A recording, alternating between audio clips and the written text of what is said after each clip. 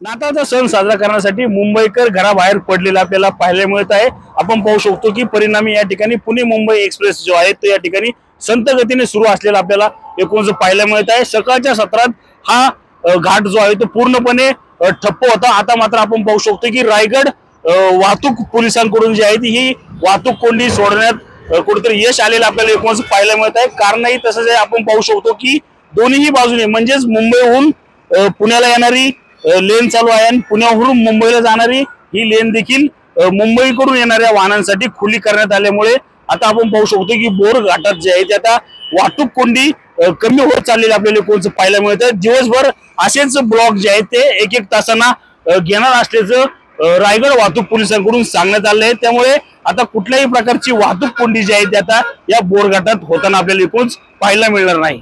Ranjit Jadhav, TV9 Marathi, Raigad, Pune.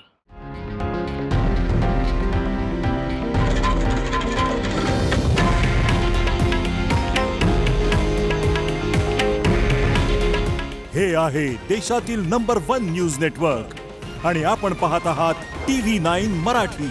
काळजी तुमची, हित महाराष्ट्राचं।